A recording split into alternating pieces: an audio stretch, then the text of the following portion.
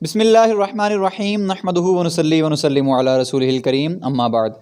अस्सलामु अलैकुम नाजरीन, मैं हूं आपका होस्ट सैयद गोहरे मदीना, एक और मौजू के साथ आपकी खिदमत में हाजिर। नाजरीन, डार्विन की थ्योरी ऑफ एवोल्यूशन ये हम सब ने पढ़ी है। जितने भी साइंस के स्टूडेंट्स हैं वो सब तकरीबन इंटर में या इंटर के बाद भी वो ये थ्योरी पढ़ते हैं कि इंसान जो है वो पहले बंदर था, बंदर से ये इंसान बना। जिस तरह वो बाकी जानदारों के बारे में बताता है कि फ़लाँ जानदार पहले ये था, उसके बाद ये बना, तो इंसान के बारे में डार्विन का ये कहना है कि ये पहले बंदर था, बंदर से ये एवेल्यूएट होके इंसान बना। लेकिन इसी के बरक्स नाज़रीन 2013 के अंदर एक ब्रिटिश इकोलॉजिस्ट एलिस सिल्वर, उन्होंने एक पूरी बुक लिखी इस थ्योरी के ऊपर कि ह्यूमन इज़ नॉट फ्रॉम अर्थ, यानी इंसान जो है वो अर्थ का जानदार नहीं है, यानी वो ज़मीन का जानदार नहीं है, बल्कि वो किसी और प्लैनेट से आया है। उसने इसके तहत जो वजूहात लिखी वो वजूहात बहुत मज़े की हैं और वो बिल्कुल ऐन वही वजूहात हैं कि जो हमारा इस्लामिक नज़रिया है।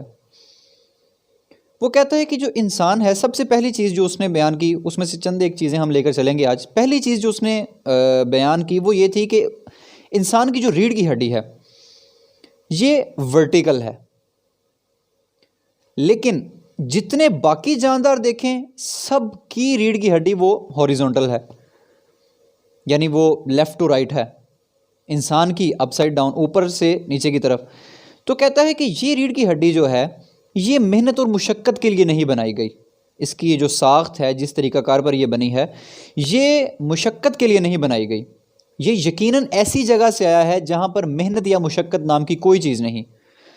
इसको वो प्रूव कैसे करता है कि देखें, आप एक घोड़े के ऊपर वज़न रखें 20 से 25 किलो का और घोड़े को चलाना शुरू करें, आप देखें घोड़ा जो है वो कई मील तक चलता जाएगा। घोड़े की जितनी ताकत होगी 10 से 15, 15 से 20, 25, 30 मील तक वो घोड़ा चलता जाएगा और फिर जाकर वो थकावट महसूस करेगा। लेकिन उसके बरक्स अगर आप इंसान के ऊपर ये वज़न रखें 20 से 25 किलो का, वो कितनी देर तक चल सकेगा? बमुश्किल 1.5 से 2 मील। तो उसका ये मानना है कि ये जिस प्लैनेट से आया है उस प्लैनेट पर मेहनत और मुशक्क़त नाम की कोई चीज़ नहीं है। अब आप जन्नत के हवाल का मुताला करें तो आप देखेंगे कि जन्नत के अंदर मेहनत मुशक्क़त नाम की कोई चीज़ नहीं है। यानी जब क़यामत के बाद जब तमाम मुसलमान जो जन्नत में जाने वाले हैं जब जन्नत में चले जाएंगे तो वहाँ पर उनको किसी किस्म की कोई मेहनत मुशक्क़त नहीं करनी पड़ेगी, वो बिल्कुल वहाँ पर पुरसुकून रहेंगे। इसके बाद वो बात करता है इस साख्त के लिहाज से ही कि इंसान की जो साख्त है वो इस सयारे के लिहाज से नहीं बनाई गई। वो कहता है कि इसको चलने के लिए पाँव में कोई जूता पहनना पड़ता है, लेकिन बाकी जो जानदार हैं वो जूते नहीं पहनते, उनके पाँव की साख्त सख्त होती है। तो लिहाजा ये एक ऐसे प्लैनेट से आया है जहाँ की जो चलने वाली सतह है वो बहुत नरम है, और यकीनन जन्नत में भी ऐसे ही है। उसके बाद आप देखें, वो कहता है कि इंसान सोने के लिए भी नरम बिस्तर का इस्तेमाल करता है।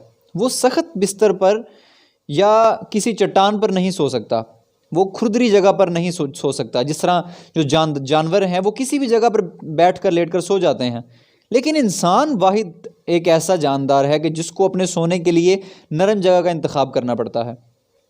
और जन्नत में भी ऐसे है, वहाँ पर किस किस्म के शानदार और पुरसुकून रिहाइशें अल्लाह ताला ने बनाई हैं इसके लिए, इस इंसान के लिए। तो यकीनन ये इंसान जो है ये अर्थ का जानदार नहीं है। इसके बाद वो बात करता है कि यहाँ का जो माहौल है, जो एटमॉस्फेयर है, वो भी इसकी जिस्म के साख्त के लिहाज से नहीं है। जैसे कि आप देखें कि यहाँ पर ज़्यादा गर्मी पड़े तो आपको ठंड की तलाश होती है, आप चाहते हैं कि आप कोई ऐसी जगह आपको मिले जहाँ पर ठंड हो। हम एसी वगैरह ऑन कर लेते हैं या किसी तरीके से भी हम अपनी जगह को ठंडा करने की कोशिश करते हैं। और अगर सर्दी ज़्यादा आ जाए तो फिर हम मोटे कपड़े पहनने की कोशिश करते हैं, आग जला लेते हैं। लेकिन इसके बरक्स हमने कई जानदार ऐसे देखे हैं, यानी जो पानी के तकरीबन जानदार हैं, उनके अंदर रब ताला ने ऐसा सिस्टम बनाया हुआ है कि वो अपने जो अंदरून उनका जो दर्जा हरारत है उसको वो चेंज करते हैं अकॉर्डिंग टू द क्लाइमेट। या उनके जो सराउंडिंग्स में जो भी जिस तरह का भी टेम्परेचर होता है, अगर ज़्यादा गर्मी है तो वो मतलब अपने जिस्म के दर्जा हरारत को ज़्यादा मतलब कम कर लेते हैं, अगर सर्दी है तो दर्जा हरारत बढ़ा लेते हैं और वो सर्वाइव करते हैं। लेकिन इंसान जो है उसको जतन करना पड़ता है अपना आप संभालने के लिए, अपने आप को बचाने के लिए। अगर आप जन्नत का मुताला करें तो जन्नत के अंदर भी ना गर्मी है ना सर्दी, बल्कि बिल्कुल दरमियान बहार वाला मौसम है। फिर वो बात करता है कि इंसान जो यहाँ पर रहता है वो कपड़ों का इंतखाब करता है अपने जिस्म को ढांपने के लिए, लेकिन ज़मीन के बाकी जानदार ऐसा बिल्कुल भी नहीं करते। और इंसान के जो खाने हैं वो तरह तरह के हैं, वो मुसलसल एक खाना नहीं खा सकता।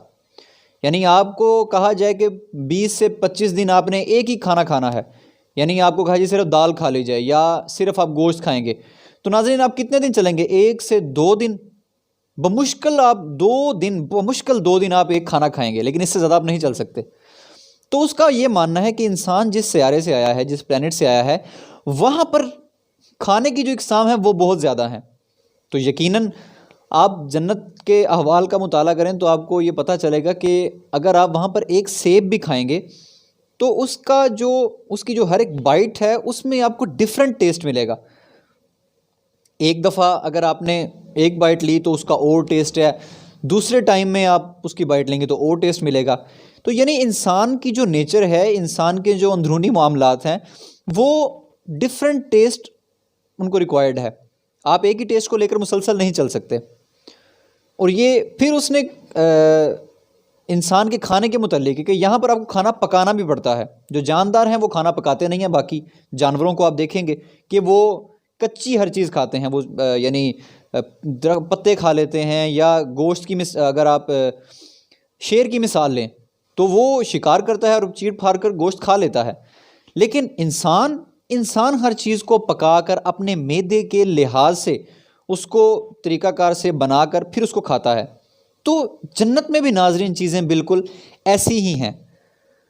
तो नाज़रीन ये वो चीज़ें हैं कि जो प्रूव करती हैं, यानी साइंसदानों ने भी, जिन्होंने रिसर्च की, उन्होंने भी इस चीज़ को माना है कि इंसान जो है ये यकीनन ज़मीन का जानदार है ही नहीं।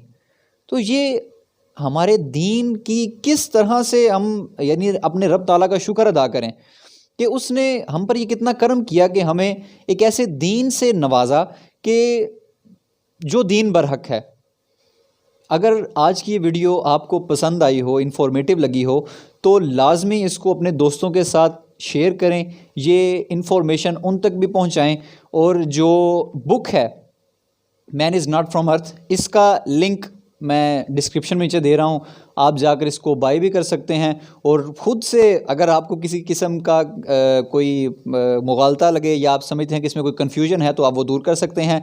अगर वीडियो पसंद आई हो तो शेयर ज़रूर करें और दुआओं में हम सबको ज़रूर याद रखिएगा। इसी के साथ अपने होस्ट सैयद गोहर मदीना को इजाज़त दीजिए। आपसे मुलाकात होगी इंशाल्लाह अगले एपिसोड में। तब तक अपना ख्याल रखिएगा। अल्लाह हाफिज़।